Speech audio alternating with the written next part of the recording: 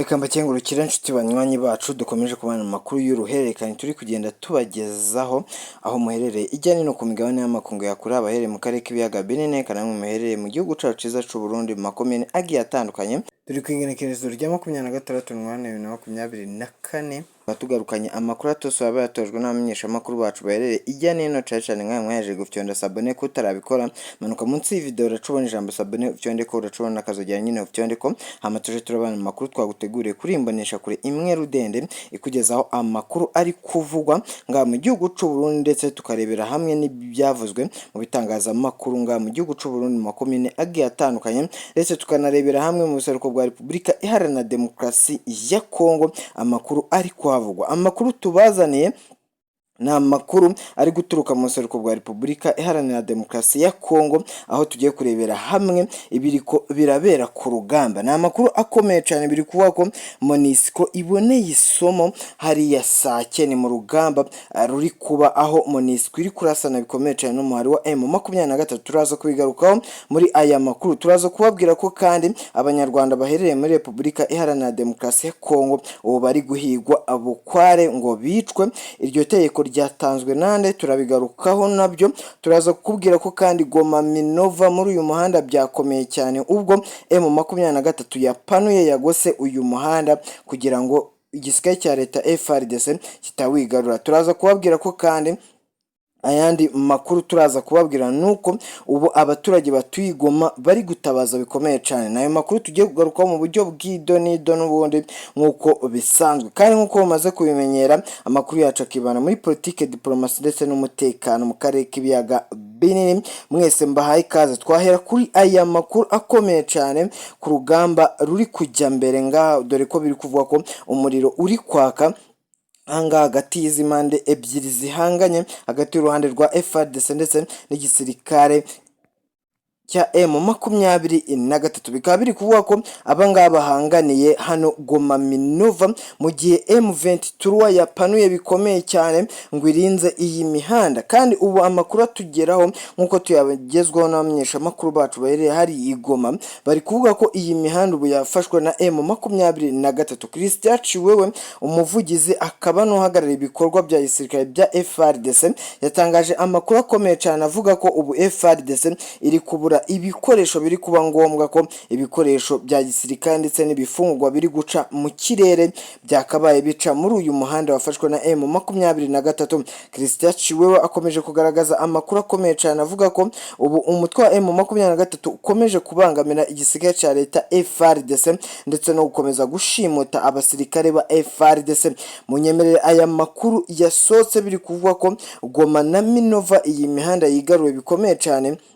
n'umuhari wa M23 nubwo M23 biri kugaragara ko yawufashe koko ariko M23 kuri uyu munsi nta kintu yigeze itangaza kuri aya makuru munyemerere tuyajyanirane n'urugamba rukomeye cyane Monisco irimo hari ya sake biri kuvuga ko Monisco yagabye ibitero ku mutwe wa M23 ku makuru dufite twagerejweho na Major Uwiringoma ko yatangarije Burundi News TV nuko yavuze ko ubu ngubu M23 yiciyemo ibice bigera kuri 4 ibice byagiye birinda ibyiciro bigiye bitandukanye ndetse na position zigiye zitandukanye dore ko M23 imaje kwigarura ibice binini hari mu buseruko bwa Repubulika Iharanira Demokarasi ya Kongo nubundi na makuru dukomeje gukesha n'ibinyamakuru bigiye bitandukanye biri kuvuga ko Monisco yaboneye ishyano ahangaha mu mujyi wa Sake ni mu gihe M23 yakambitsemo bikomeye cyane kandi bikavugwa ko yazengurutse tayari uyu mujyi wa Sake bikaba biri kuvuga ko Monisco yaharasiwe bikomeye cyane ikaba yatakaje abasirikare bagera kuri 3 ba Monisco nkuko amakuru ari kugenda abitangaza M23 nakinira avuga kwicwa ry'aba basirikare ba Monisco gusa hano urugamba ruracyakomeje nubwo ari kuvuga amasasu makeya nkuko tubikesha umunyamakuru wacu Monisco yagabye ibitero hano Sake yifashishije ibimodoka by'intambara harimo za burende ndetse n'ibindi bibunda birasa kure gusa ahangaha ngo baguye mu mutego wa M23 bityo M23 ibarasa bidasanzwe ndetse ibasubiza inyuma. Abangaba kandi bikaba biri kuvuga ko nubwo bakirasa amasasu make make kuri uyu mutwe wa M23 bari kurwana ngo basubira inyuma, kuko ngo M23 ibamereye nabi. Ni M23 uri kubona ko iri gukomeza kwiyubaka nk'uko tubikesha ikinyamakuru bwiza.com, iri kuvuga ku mbaraga z'uyu mutwe uri kugaragaza muri iyi minsi. Ni mu gihe M23 iri kugaragaza imbaraga zikomeye cyane, kandi muri iyi minsi imirwano ikaba yarahinduye isura, mu gihe M23 yo ikomeza kuvuga ko imbaraga yazisanganywe kandi ngikomeje ngo kuba yakubaka ubushobozi bwo kwirinda umutwe ndetse n'indi mitwe nka FDL, Wazalendo, Maimai ndetse na Nyatura bikomeje guhungabanya umutekano w'igihugu cya Repubulika Iharanira Demokarasi ya Kongo. Nubwo bivugwa muri iyo mvugo, umutwe wa M23 ukomeza kugenda utangaza amakuru akomeye cyane, bivugwa ko abaturage bo muri Kivu y'Amajyepfo ndetse na Kivu y'Amajyaruguru bakomeje gutabaza bikomeye cyane. Ahangaha batabaza umuhari wa M23 kuko bavuga ko Wazalendo imereye nabi abaturage mu bwambuzi bukabije ndetse no gutemagura inka z'abakonyine bahariya muri Kivu y'Amajyepfo. Ni amakuru n'ubundi turi kugenda tugezwaho n'uyu mutwe wa M23. Munyemere duhindure page y'aya makuru twerekere ku baturage batuye hano i Goma, nabo bamerewe nabi mu by'ukuri, dore ko bamerewe nabi nk'uko bagiye babitangaza. Turaza kureba ku baturage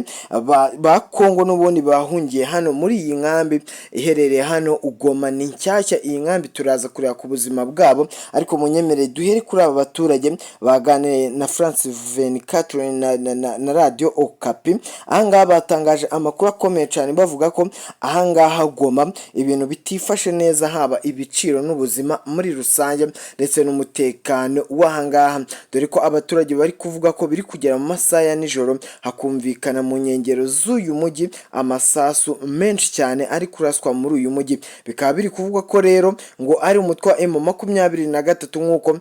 abayobozi bahagarariye uyu mujyi wa Goma bari kugenda babitangaza. Gusa hari na bamwe bari kuvuga ko ari imyitozo ya FARDC ngo iri kwitoza bikomeye cyane. Abandi bakavuga yuko ngo FARDC ngo idacunga uyu mujyi nk'uko bikwiye, dore ko byagaragaye ko abaturage ba hano i Goma bari mu bwoba bukabije kandi bwinshi bubabuza no gukora ibikorwa byabo by'ubucuruzi. Ni amakuru twagejejweho n'abaturage bahariya i Goma batangaje ibinyamakuru nka France 24, Kivu Morning Post n'ibindi binyamakuru nka bwiza.com na Radio Okapi nk'uko babitangaje. Mu bwoba bwinshi rero nk'uko bagaragaraga bavuga yuko M23 ngiyaba yafataga umujyi wa Goma, bishoboka ibyo ari byo byose ukaba wagarura amahoro ahangaha mu mujyi wa Goma. Ni mu gihe bashinje umutwe wa M23 yuko ngo ukomeza n'ubundi ngo kuba waha umutekano ng'abandi baturage, ariko aba hano Goma nibabe ibahabwa umutekano. Abangaba bakomeza kugenda bashinja bikomeye cyane igisirikare kutabarinda, ndetse bakavuga yuko ngo nubwo barwanya umutwe wa M23 ndetse bakawita umuhari ngo ukomeje kwitwaza intwaro ndetse no guhungabanya ubuzima bw'abaturage ngo n'ubukungu bwa Repubulika Iharanira Demokarasi ya Kongo. Ahangaha bavuze yuko ibi ngibi nubwo bikomeje gushinjwa umutwe wa M23 ibi ngibi ngatari byo, ngahubwo umutwe wa M23 ukomeje kwerekana isura nziza ku bakongomani ndetse no kwigarura ibice bigiye bitandukanye. Twerekeye mu baturage batuye mu Shaki badutangariza mu by'ukuri ukuntu babayeho n'ubuzima babayemo bwa buri munsi. Abaturage bari muri pozisiyo za M23 batangarije umunyamakuru wacu turuherereye hariya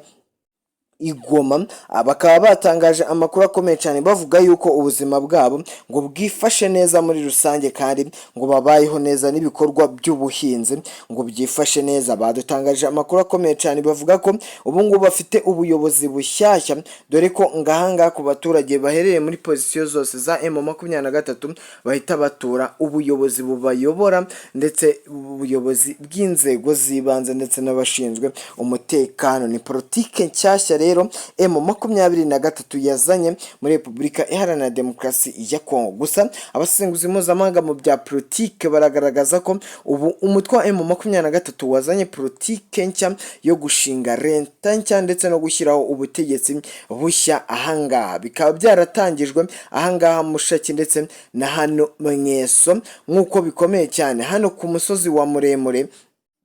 Bikaba biri kuvuga ko rero naho hari kuba abaturage bashyirwa ahantu hamwe bagacungirwa umutekano kugira ngo bahabwe sekirite ihagije ndetse bahabwe n'ubuyobozi bugiye butandukanye. Lawrence Kanyuka nk'uko yagiye abitangaza yavuze ko izi nzego zibanze ari ngombwa cyane cyane ko ibikorwa rusange nk'imihanda ndetse no kwiga kw'abana babihanze amaso ndetse n'ahazaza Repubulika Iharanira Demokarasi ya Kongo, ngo ari nayo mpamvu bashyizeho uru rwego rw'inzego zibanze rwo kwicungira umutekano ndetse n'abaturage bakagira uruhare mu iterambere ryabo. Iyi ni politike n'ubundi yazanwe na M23, ni mu gihe leta ya Kinshasa yo yashinjwe bikomeye cyane kutita ku byaro. Abaturage batuye ku byaro bakaba bashinja leta ya Kinshasa iyobowe na Felix Tchisekedi kuba batita ku byaro kandi ahangaha n'amazi nta bikorwa remezo bihagera ndetse n'urubyiruko rwa Repubulika Iharanira Demokarasi ya Kongo rukaba rwishora mu bikorwa by'ubusinzi ndetse no kunywa ibiyobyabwenge kubera ko nta bikorwa remezo ngo bihangire imirimo ndetse nta n'amazi meza n'ibindi bikorwa remezo bishinjwe leta kugira ngo ibe yabigeza ku baturage. N'ubundi bagakomeza bagashinja Felix Tchisekedi kudaha iterambere nk'uko yarishezanyije abakongomani ajya kujya ku butegetsi, ahubwo bakaba bashinja Felix Tchisekedi gushyira imbere imirwano ndetse n'intambara ziri guhungabanya igihugu cya Repubulika Iharanira Demokarasi ya Kongo. Bakaba kandi bakomeje kugaragaza ko ibi ngibi nibikomeza gutya Repubulika Iharanira Demokarasi ya Kongo izisanga mu mazi abira ndetse n'ahabi cyane, kubera ko ubu ngubu ngo Repubulika Iharanira Demokarasi ya Kongo iri kwiganzamo intambara ndetse n'umutekano mukeya.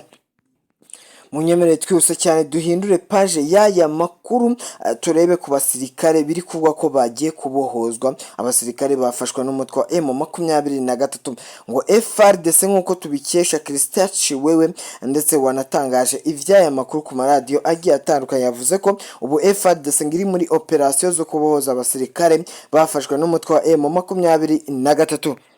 Ni mu gihe hamaze iminsi itari mike bivugwa yuko umuhari wa M23 ngo wigaruriye abasirikare ba FARDC. Bikaba biri kuvugwa yuko ngo bashimuswe ndetse ari abasirikare batari bake ngo bashimuswe n'uyu mutwe wa M23. Bikaba biri kuvugwa ko rero ubu M23 ngo ikaba yarafasha aba basirikare kandi niyisitangaza aya makuru. Gusa ubu ngubu M23 mu byo Wiringoma yagiye atangaza yavuze ko abasirikare ntabo ifite ndetse tigeze ishimuta abasirikare ba FARDC, ahubwo ngo ari ibyo FARDC ikomeje kwegeranya mu buryo bwo gusebya M23. Gusa uburyo Christian Chiwewe yagiye abitangaza yavuze ko ubu bari muri operation ikomeye cyane, bari gutegura operation yo kuba bakwigarurira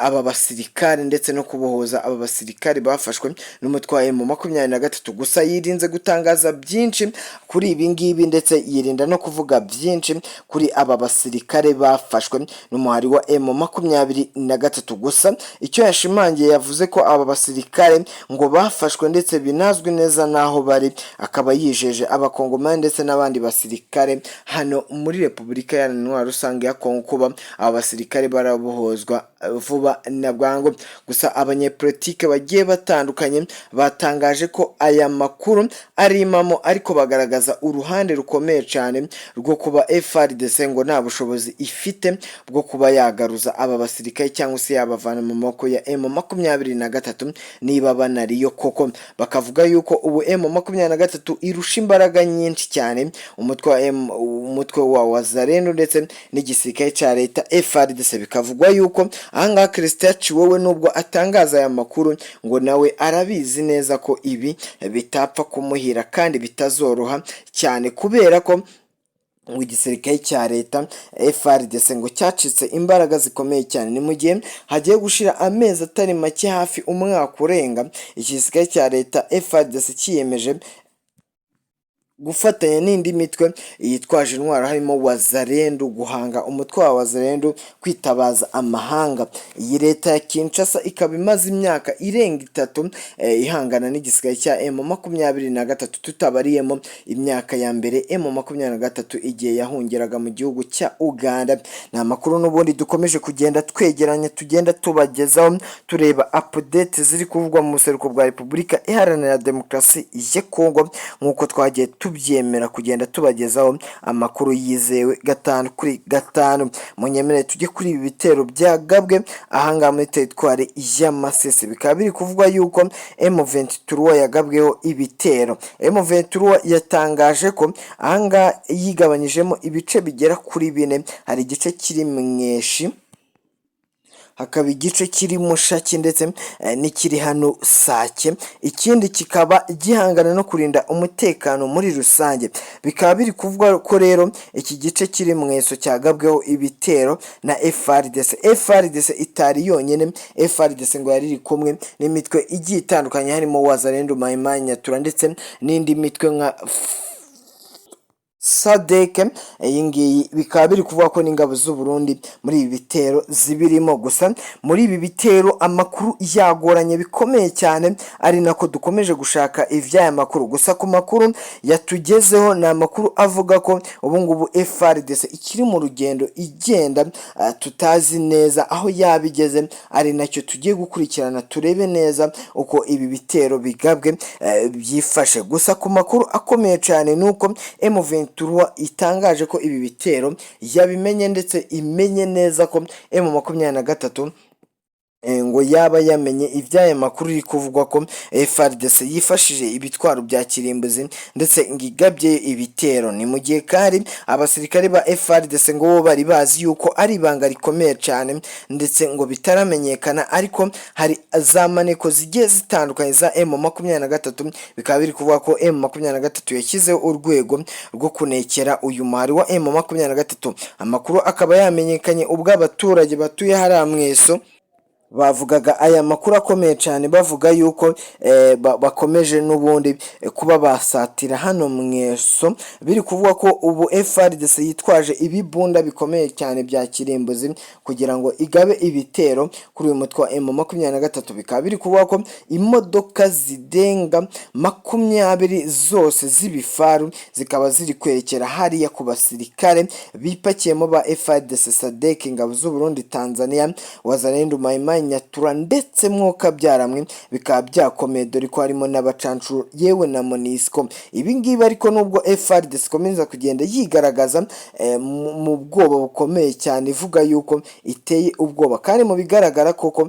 FARDC uburyo yipampa mu bikoresho bikomeye cyane ibya gisirikare ndetse n'ibindi bikoresho, ubona ko ari igisirikare gifite imbaraga ariko nta musaruro kigenda cyerekana. Abasenguzi mpuzamahanga mu bya politike bakomeza kugenda bagaragaza ko ahangaha impamvu batagera ku ntsinzi ngo ari ubwumvikane bukeya ndetse no gukunda amafaranga ndetse no kuba basahura. Bavuze ko umutwe wa M23 urusha imbaraga bivanye nuko ushyira hamwe kandi ukorera hamwe ibikorwa byayo, kandi ukomeje kuba wakiganza mu bikorwa byo kugira neza abaturage no kubarinda iyi mirwano iri mu buseruko bwa Repubulika Iharanira Intwaro Rusange ya Kongo. Bakaba bakomeje kugenda bagaragaza amakuru akomeye cyane bavuga yuko ibi ngibi nubwo bikomeje kugenda bivugwa ko M23 ngo ikomeje kugenda yerekana imbaraga, andi makuru akaza avuga yuko ubu mutwe wa M23 nawo uhangayikishijwe no kubura ibice wagiye wigarura. Ni mu gihe umenye ko ubu FARDC iri mu myimenyerezo ikomeye cyane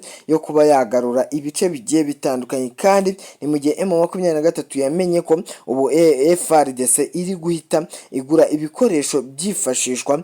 hano mu ntambara bikomeye cyane, kandi M23 ivugwaho ko ifite ibikoresho bikeya by'intambara. Bikaba bivugwa yuko ngo nubwo ifite ibikoresho bikeya by'intambara, ahubwo ngo icyo ikoresha ari tekanike z'intambara ndetse no kumenya gupanga urugamba neza na operasiyo zikomeye zikorwa na majoro Uwiringoma, bikaba ari cyo gikomeye cyane ngo abangaba barusha FARDC ndetse n'abandi bambari bayo. Gusa ahangaha hakaba hari n'andi makuru ari kugenda asohoka, bikavugwa yuko ubu igihugu cya South Africa kigiye kohereza ingabo nyinshi hano mu buseruko bwa Repubulika Iharanira Demokarasi ya Kongo. Bikaba biri kuvuga ko abangaba n'ubundi baje gufasha mu rugamba rukomeye cyane FARDC ndetse na SADC nk'uko byari byifashe. Ahangaha abanyepolitike bakomeye baragenda bagaragaza ko ahangaha SADC yaje mu by'ukuri Antoine Felix Tchisekedi ayitezeho umusaruro wo kuba yakwirukana uyu mutwe wa M23, ariko nk'uko bagiye babigaragaza ibingibi bikomeje kugenda bigorana, bavuga yuko umutwe wa M23 ukomeje kwerekana imbaraga zidasanzwe ndetse ukaba ukomeje kwiyerekana bidasanzwe ndetse no kuba uri kuganza bikomeye cyane umuhari wa Wazalendo ndetse n'imihari nka FDLR, aricyo Antoine Felix Tchisekedi yari yiteze ndetse aniteguye ko FDLR yazamufasha muri urugamba rwo guhangana n'umutwe wa M23. Mwakoze kubana natwe no gutega amatwi aya makuru yaragezweho muri Repubulika Iharanira Demokarasi ya Kongo. Ciao ciao.